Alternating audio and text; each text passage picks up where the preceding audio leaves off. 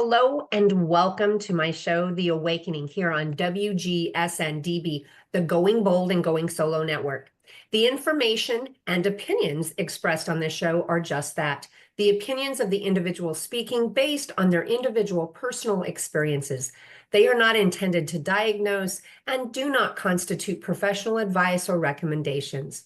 So, you know all of the pain and the stress and the struggles that divorcing people go through?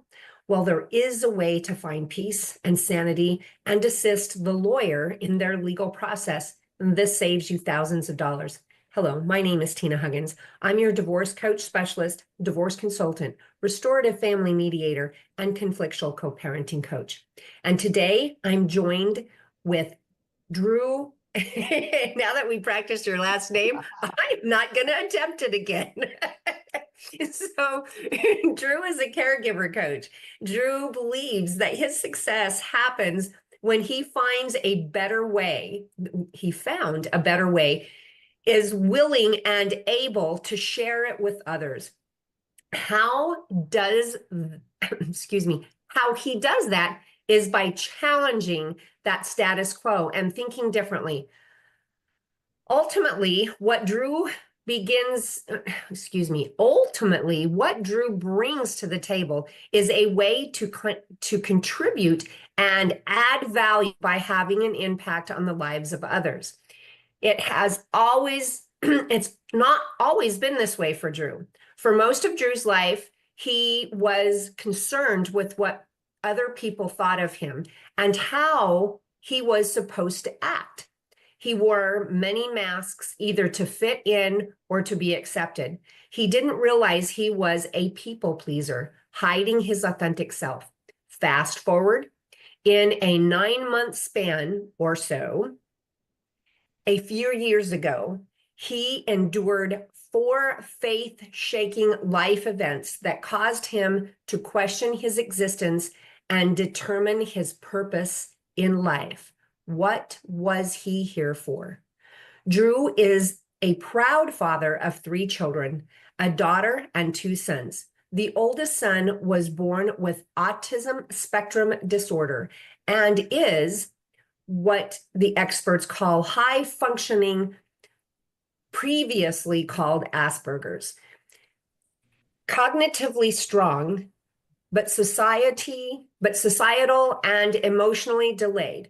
Now, as a caregiver coach, Drew supports families caring for those with special needs and fathers caring for children who have autism spectrum disorder to navigate the system for appropriate services for their loved ones and for themselves. So I'm excited to have you talk today, Drew. So thank you for joining me.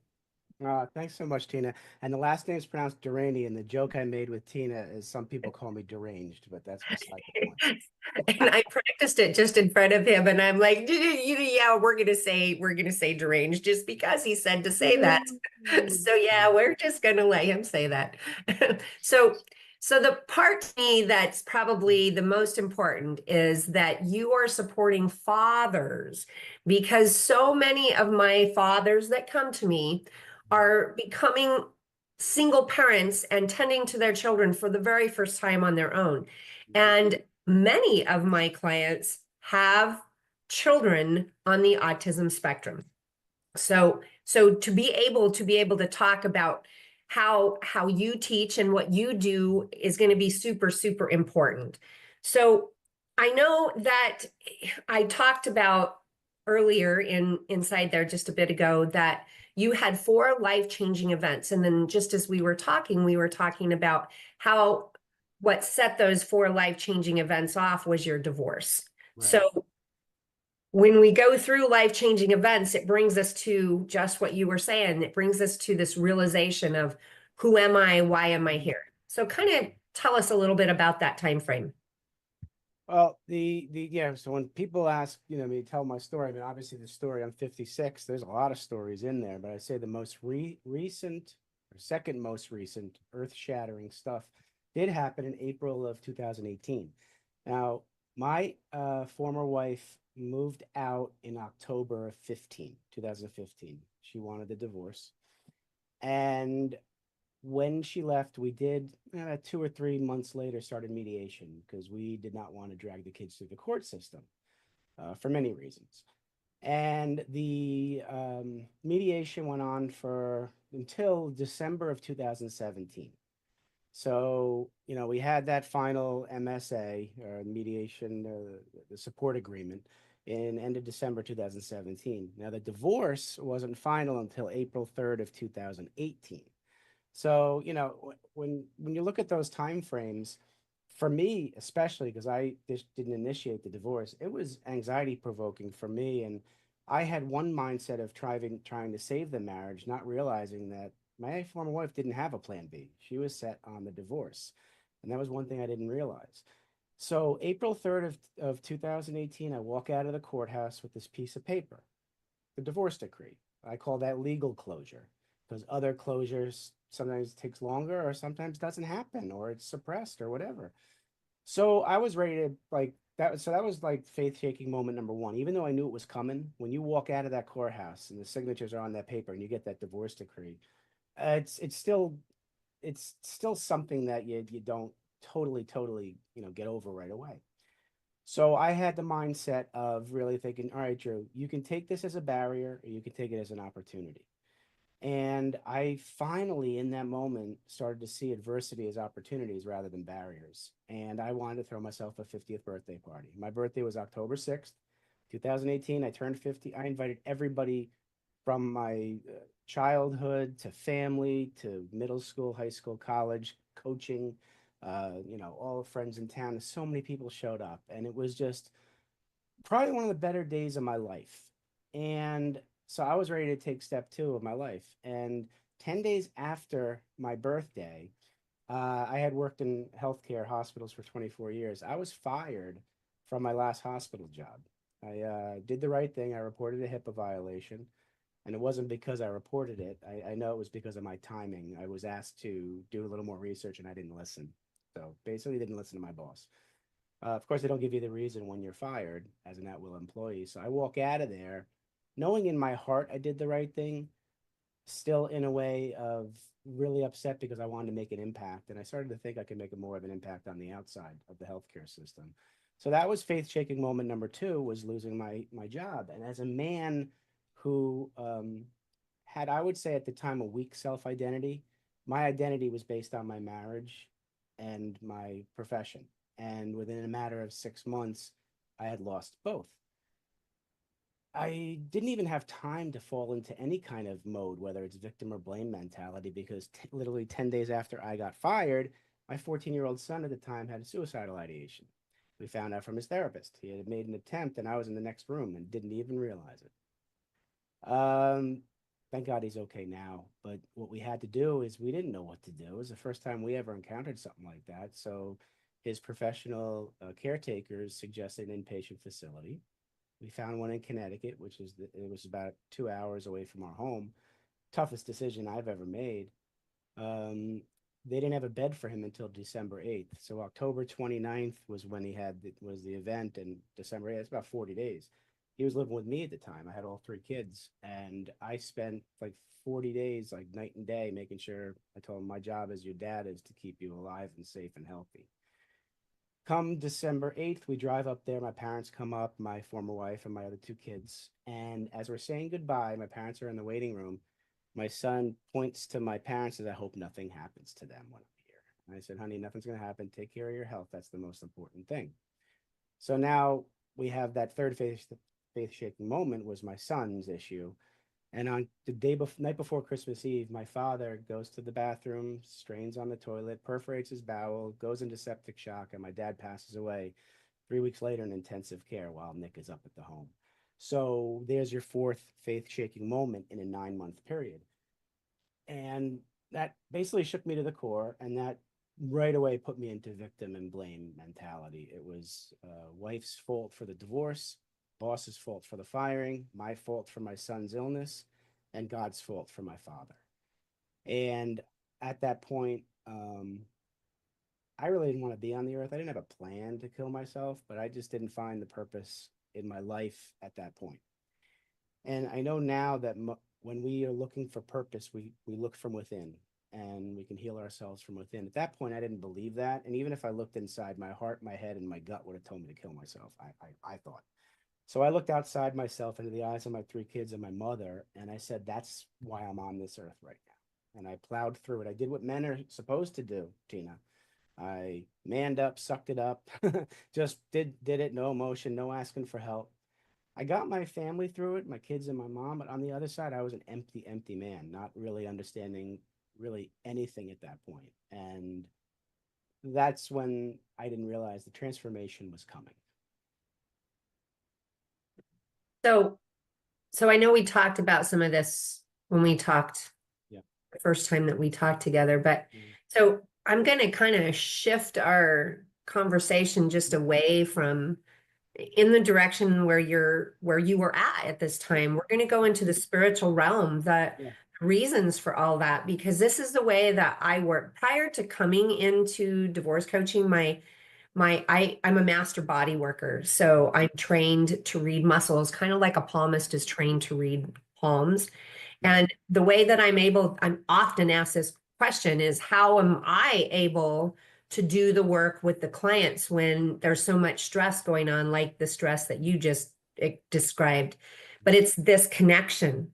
If we have this connection, we can find the stuff that you were looking outside for when the answers are inside. So as you were telling the story, you know, you lost your identity. That wool had to be pulled off of you so that you could find the true you, so you could do the true work that you're doing now.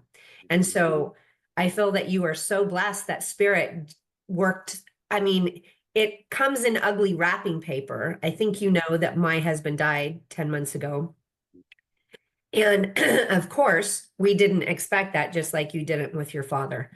And that he and I were alone, and we had gone out for dinner that night, a pre-celebration for my birthday, actually, because my birthday was the following day. And so he got sick. Basically, he went down with a heart attack and died the next day on my birthday I mean, he went brain dead at that point with a stroke. And I had to force the hospital to keep him alive when the doctors were even crying that they didn't want to continue the work. And I'm like, he has 6 wonderful children. You've got to keep his body here so that they have a body to say goodbye to. And so after they did their crash card on him, I had to say, I can't go through it again. If he goes down again, we can't keep him alive with the drugs, then I don't want to do the crash card again. I just can't do it. So much like what you experienced with the death of your dad. So now we're inside of that, and you looked out and you saw your kid's eyes and your mom's eyes. So tell me how that progressed for you. Oh, geez. I fell into not really caring much for myself, but more caring for others. I had found that later on, I realized I was a people pleaser in terms of I would always give and not receive. And I don't know if the receiving was part of me wanting to be a martyr or whatever, but I still have trouble receiving something. I like to give. And so it was an easy decision for me to want to give that empathy and care and compassion to my kids and my mother and ignore myself. Self-care wasn't a thing for me, especially during times of deep stress and any kind of grief. What I thought made me feel better was helping others. So it was kind of an easy approach. And as I saw my kids progressing and time doesn't heal all wounds. It just puts a coating over it. I mean, they're always there. It just makes it harder to dig for. I saw the kids progressing, and there were occasional smiles and happy thoughts about my dad and their grandfather and my mom and I talking about being grateful that he was with us for so long, because we knew people who didn't even know their fathers. I never met my grandfathers. So I started thinking, I'm grateful that I had my dad for the 50 years I did. And I'm grateful that my children got to grow up at ages, I think they were, if you're talking 2019, yeah, 17, 15, and 13. So they still remember my dad.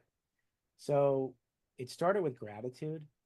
And I find that having gratitude for what you have is very important no matter what stage of your life you're in. I mean, every day you can think about what you're grateful for. It kind of puts out of your mind what you don't have. And so that's kind of how it started. So I don't know if that answers your question.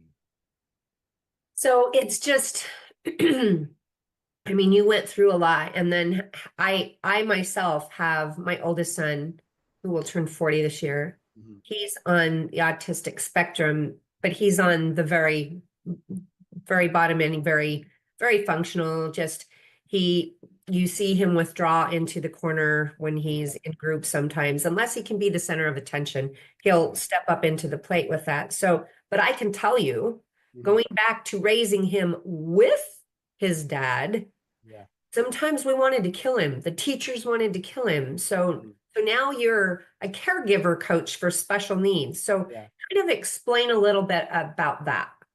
Well, what I found interesting is up to that time, my oldest son, who's got the autism, again, the probably same spectrum, up, we're on the spectrum where your son is, cognitively, I mean, on paper, 23, realistically, probably he's 26 years old, and he's probably 16 on the managing his social skills and emotion management. At that time, before my dad had passed, they were best friends, and we at times thought Matthew was callous, didn't care, flat affect. I mean, nothing seemed to bother him. We didn't see stress. We didn't see anything. School, no big deal. Things happen well, no big deal. It was like the same thing all the time. So for me, I almost didn't realize and think that he had autism because it wasn't negatively affecting him, I thought. Later on, we find out, the bullying in school and being heavy and eating for depression's sake wasn't healthy. I didn't see that. I just saw him, so I just wondered him, all right, maybe it's a phase. Maybe at some point he'll care when things happen. Well, when my dad passed away, I saw a change in him. And what I saw was, at the time he was 17, a 17-year-old young man who was experiencing grief and depression and sadness for the first time in his life. Mm.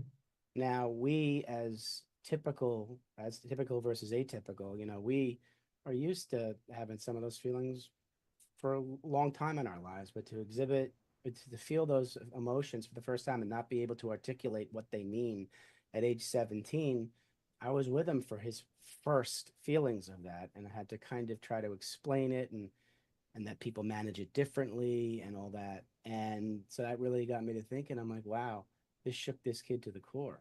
And now he's feeling what a lot of us feel, yet he hasn't learned the social skills to kind of, understand it. And the grieving process, I taught him about the grieving process, and it's too darn logical. He just didn't get it. And then COVID hit so my dad died in January of 19, and then COVID hits March of 2020. And all of a sudden, my son exhibited other behaviors and feelings he's never felt before: anxiety and stress. Dad, what's this? Like, it's anxiety and stress. And it's kind of like the opposite of the depression and grief you felt. It's because now what he fell into was really thinking about his past, which has created more depression, all the bad things that happened to him. And then he's worried about his future without his grandfather, and how am I going to be able to be independent, be like my grandfather? And all of a sudden, this anxiety of the future and stress, and oh my God, to experience those strong emotions for the first time in your life at age 17, it's quite powerful. And at the time, I didn't know how to handle that. I was still reeling from all the stuff that happened to me, so I wasn't even thinking about Caregiver Coach. When all was said and done, all I knew is I wanted to own my own company. I didn't want to answer to anybody anymore. I was, fired from 2 hospitals for Drew always does his own thing, which was doing right by the patient. So whatever I did, so I'm like, I'm not answering to anybody anymore. I want to do the right thing and build something big, but I didn't know what it was. I thought about a healthcare consulting company. In the end, I ended up buying a franchise. it was at that time, I believe, a shortcut, just because I didn't have the energy, the brain power to start something from scratch. I justified, oh, this is a good model. They're doing well. They can just hand me a business and I'll do well. I didn't. I should have researched owning a business myself. So anyway, so I spend the money on that, go to training, doing okay, but I'm not loving it, you know. And then COVID hits, and the business I had bought was all about relationships in person. So now I'm wet behind the ears and the whole thing, and then had to transition to all this remote stuff. So I learned what Zoom is, and I start networking across the country, all across the globe. Now, I always wanted to write a book. I never had content. Now I had content. I just needed that push to do it. And I'm on this networking event, and there's an editor there who says, oh, what I do is I'm an editor and I help people write a book in 90 days without writing a word. Well, there's the shortcut right up Drew's alley. I didn't have to write a word. Zoom, recording the questions and everything, and Otter electronically like transcribing everything. So I'm saying my words are being transcribed on paper, and then I'd review the audio recording and the visual, and change the word if I didn't want to, I want a certain tone for the book. That's how I wrote the book, and it was published in 2023. The point of me saying this, though, is I was telling everybody my story, what I just told you guys, and whoever would listen. And I realized I started to heal myself from within by telling my story. And it hit me that just like my son now is exhibiting these feelings, he's starting to learn how to articulate what he's feeling. I'm telling people my story and I'm healing myself from within. What the heck's going on? Then I started doing a lot of research, Tina, and learning that 85% of physical ailments are due to unaddressed internal stress. I was like, we hold in stuff and then it exhibits physically because we're not paying attention to our body. Interesting. Then I read that our tears have natural toxins in them. So we cry to release natural toxins. Well, men are told not to cry. So we're taught to suppress those toxins, and we have a choice not to. We choose to because society tells us to. Then I learned that emotional toxins are released when we tell a story or ask for help. Well, men are told not to ask for help or share stories or stories, so we keep that in. So then I looked at more data, and I'm seeing that the average lifespan for women in this country is like 79.4 or something, and men is 73.2. It's like a 6-year gap, the largest gap since 1996. And then I look at more data. Men are 50% of the population, yet 80% of the suicides. Now I'm really thinking that men are choosing to die younger. And what do I mean by that? We're choosing to suppress all our emotions, our feelings, everything, not knowing that the data is showing that when you release all that, you feel better, and all the right hormones are released. And so I started getting on this mission of wanting to help men redefine what it means to man up, that we can still be strong and we can still have empathy. We can be authentic and start not caring what people think about us as long as we do the right thing. And when I started being like that, my authentic self, I was starting to draw people closer to me who were like me, who would bring me up, not knock me down. My self-identity started getting stronger, which I define it as my self-respect, my self-trust, and my self-love. And my confidence started improving. And I ended up with all of this walking away from the franchise. I breached a 10-year agreement. Thank God the franchisor knew what I had been going through, and they respected me, so they didn't penalize me at all. And I started the journey on men's self-development, not knowing what that meant in terms of coaching, but I got certified and with coaching men. And that's where the most recent faith-shaking moment happened with my son with autism. I won't get into the details, but he ended up going to a psychiatrist who overdosed him on ketamine and created a psychosis from July 11 of 2024 to September 21. Finally, they rushed him to the hospital. He was suicidal, cutting himself. It was awful. And he got an injection of Haldol in the hospital, and that broke the psychosis. So he's doing a lot better now, trying to go to college, knows the 4-year school is not for him. He's going to try community college. But I had stopped working completely, stopped my coaching business in July. and just finally came above water in February of this year. And it came with a pivot. I realized that I have such a passion for the underdog in life. I mean, even you look at the sports teams I root for, they're always the ones losing. So my son is my passion. My kids are my passion. Why can't I take that passion and also make it part of my business and make a living helping others? So I've pivoted my coaching career from men's self-discovery to a caregiver coach. So my for-profit business is focusing on caring for families who are caregivers of people with special needs. And then I'm in the process of creating a nonprofit that I will coach fathers of children with autism. And I'm going to form a foundation where all the proceeds go to families of children with special needs who have financial hardships, because all our mental health payments are out of pocket in this country for the most part, because it's just a lot of stuff's not covered. And I'm talking to so many different families who are almost financially bankrupt taking care of their special needs kid, and that shouldn't be the case. So that's how, in a weird way, we think that we taught life's linear in the beginning, and it is until it's not. And so I never thought I'd get here, but it was that winding, circuitous road that got me where I Yeah, that's kind of the way spirit just kind of works. am. It's it's always that ugly wrapping paper Yep. that once we get past it, that we can see what's underneath. That's the true gift. When you were talking about how time doesn't heal all wounds. So because I come from a medical background myself, I think that the wound gets healed, but it just depends on how bad that wound was as to how bad that scar is going to be. And that scar gets to itching every once in a while. And that's where talk therapy, I think, can help some people, and with others, coaching. I've had men's relationship coaching, and I really truly believe that can help people that struggle going to therapy. So having a coach, I think of any kind, and whatever field that we tend to coach when, I'm a certified divorce coach and transition and recovery, but it's the caregiving part, the fact that we do this because we truly care about the people we're working with. And I know, as you were talking about the autism and so I fit my son in the neurodivergent group, and he married this last October. He married a neurodivergent, and so they're both wonderful people. Most of us wouldn't notice that anything's different about them. That's why my son, they never thought about running him through tests, because for the most part, you don't know. And I'm glad. Now he talks about it. He tells me I have Asperger's, Mom. That's what I am, because that's what he wants to be.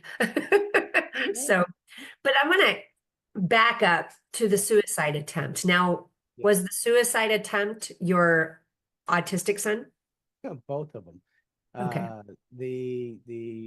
When my middle guy was 14, his challenge in life is Crohn's disease. So we basically got his diagnosis around the same time as we got my oldest, the autism. But his was abandonment.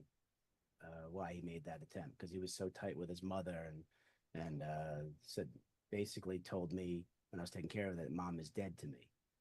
And I had all the opportunity to do what some other fathers or mothers do, and get the kid against it. I didn't. I said, listen, you have every right to be upset. You're going to want your mom in your life someday, so don't lock the door to it. And now he lives with her instead of living with me, which I don't regret my advice, because he'll find his way. So that was the attempt back in 18. But Matthew, when he had that psychosis because of the ketamine overdose, he was cutting himself. He said the cutting was just to make sure he was alive, the does he feel it kind of thing. But he did say he didn't want to live and he wanted to kill himself. He just didn't have a definitive plan, except during this psychosis, that Saturday morning, we finally took him to the hospital. He did ingest 2 beers, and he had 2 hits on his bong. He had medicinal cannabis, so boom, and he took a Klonopin. All that together, not good. And he still felt suicidal and depressed. So he actually volunteered to go to the hospital because he was scared. And it was there that ultimately the Haldol injection broke the psychosis. We learned a lot. We learned a lot from the whole thing. But Yeah, it's just everything I'm doing is from the heart. Always has been really, but this one's even deeper Yeah. Yeah. So, and I'm going to go back again, now. and I'm going to talk about the parts where you were learning what the tears were, the Yeah. natural toxins, and all of the hormones that are released during certain times, certain events, during the times we're crying, when we're laughing. Yeah. Um, a lot of people just don't understand that, either parents or just us individual about ourselves. And we don't get that those things. I mean, I personally had my own little problem with my thyroid, Okay. where my thyroid hormone did some malfunctioning, and that's back in a point where I found out that my son got suicidal, the one on the autism spectrum. But Mm, what was going on with my thyroid, medical doctors mm, did not understand. They were trying to force me to take a thyroid medication that mm, I could tell you was not helping my body. It was called Tyrosint, and I called it the tyrant drug because it released the tyrant within me. yeah. And I had to go to a therapist Mhm. to get the therapist to tell my doctor that this wasn't a mental thing, that it was a physical thing, so that we could get me off that medication. I could have quit the medication, Uh-huh. but then when I'm not on thyroid medication, I get really sick. Okay. And so we had to get that convinced, and then come to find out, because medical doctors just don't understand this stuff. I Mhm. got diagnosed with bipolar disorder, and nobody tells me this. They just write it down in my chart. Oh, So really? Mhm. my new doctor now says, "Oh, we have to get this off of the chart. Yeah. So I'm going to have you take this written exam. Okay. Um, I'm going to ask you 100 questions, and this is how we're going to prove that you're not bipolar." So I did all of that, and of course, it shows up as non-bipolar. But the whole thing, just as a caregiver coach, Yeah. the whole hormonal bunch of stuff, medical doctors just don't have the clue Mhm. that that therapists have a little bit more understanding with. And then I am finding the natural coaches, natural doctors Mhm. understand that way more than the medical field. Well, what I found, and I'll agree with you to an extent, in the medical field, I have seen a distinct difference in the thinking and the practice patterns of a medical doctor versus a DO. The DOs, I have a DO, and they think more like the chiropractors of the whole body. That if you come in with your ankle hurting you, it's not necessarily your ankle. It could be your hip causing. So I agree with you for the most part, but in the medical field, the DOs are the type of human beings who have been trained and went into be a DO rather than an MD because of the understanding that the whole body is interconnected. And you need to look at the whole body, not just one aspect of it. So, but I understand what you're saying, and I do agree to an extent. And my general practitioner is now my boys' doctors too, and he is so understanding of what the boys have gone through, and he's been absolutely fantastic. Understand. Mhm. And I recently found, I mean, I've been getting bioidentical Mhm. treatments for about 8 years, but I recently found a hormone doctor. Oh And yeah. Okay. yeah, and so she's a gynecologist, and she's not an MD, she's a nurse practitioner, but Mhm. but she, just like your OD, your yeah, Dio, that she understands the hormones. And so I have talked to doctors since my husband died, because my body did some wild thing. Yeah. And Yeah. I've talked to doctors in Switzerland, and nobody's Yeah. heard of this stuff before. But I go in with her, Really? Oh wow. and Uh-huh. right away she's like, "Oh, we're going to check for this, because this Yeah. is a scary situation." Yeah. Yeah. Yeah. So Yeah. Well, I mean, I've also heard the term functional medicine. Is that similar to the hormone doctor? yeah, it's Function. very, very similar. Yeah. Functional medicine is like the deal where they're working with the body, Yeah. and just it's a holistic approach. So Yeah. but I really, and coming back to that Mhm. holistic approach is that Yeah.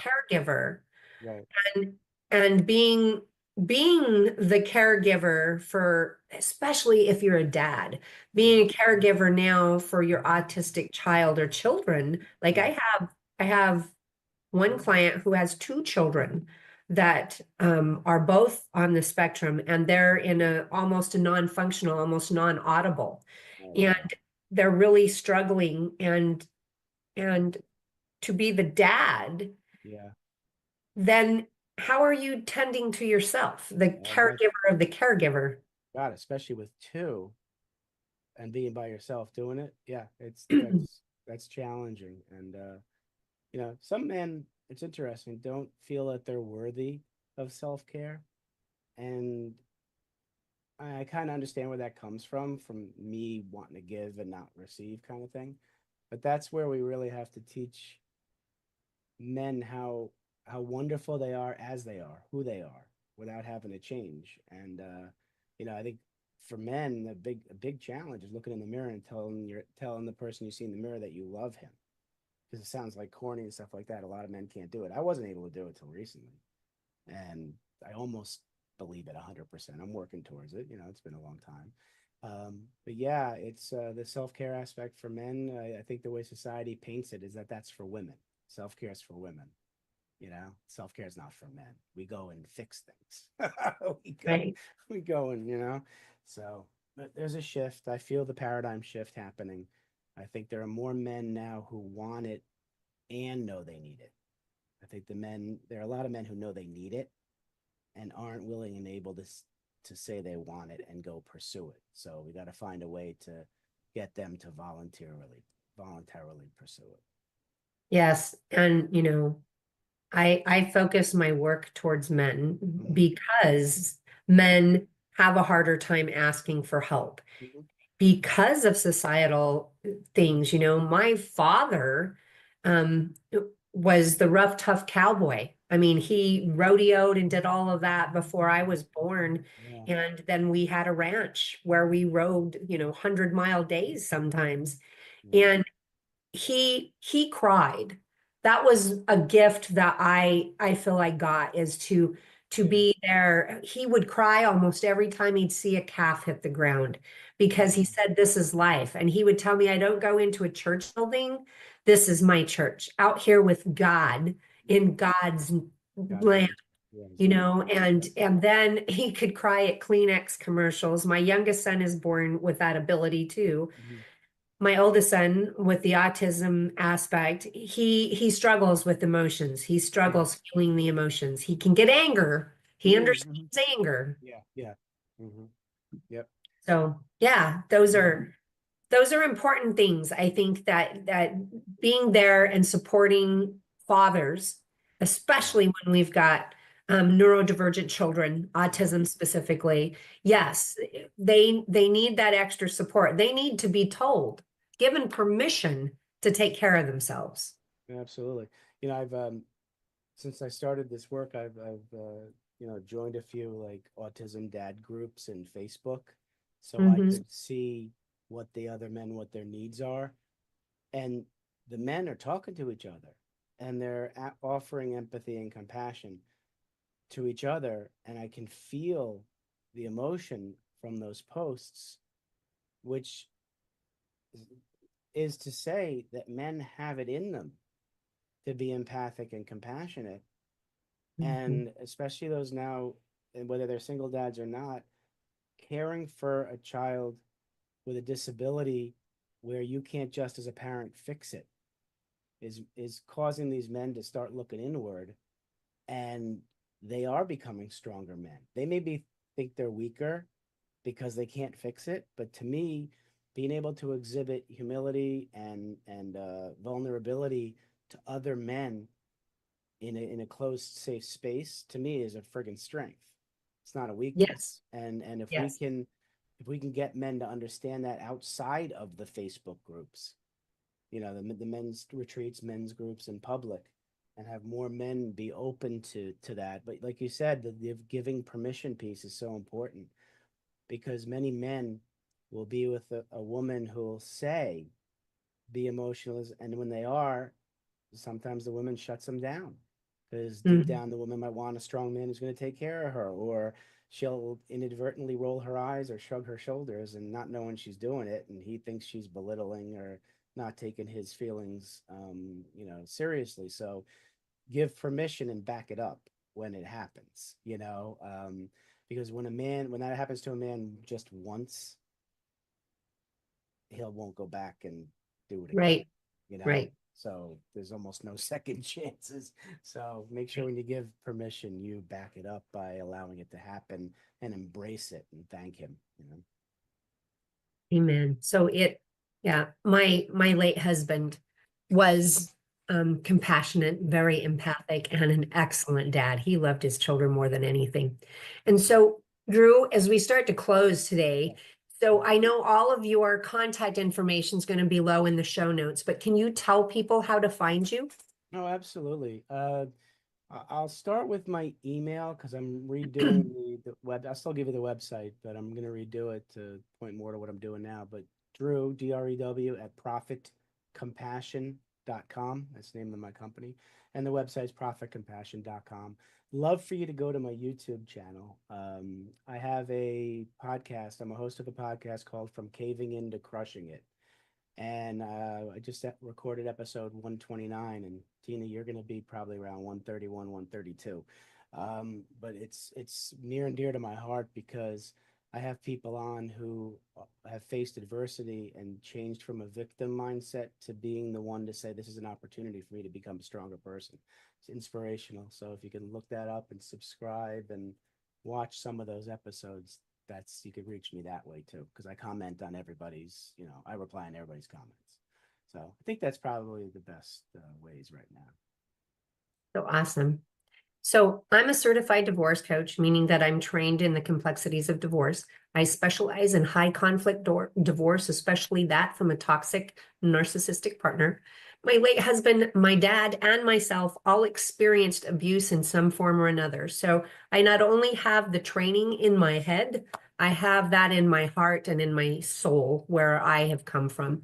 I can be reached through my email at coachtinalynn@gmail.com. That's Coach COACH Tina TINA Lynn LYNN @gmail.com. My website is divorcecoachspecialist.com.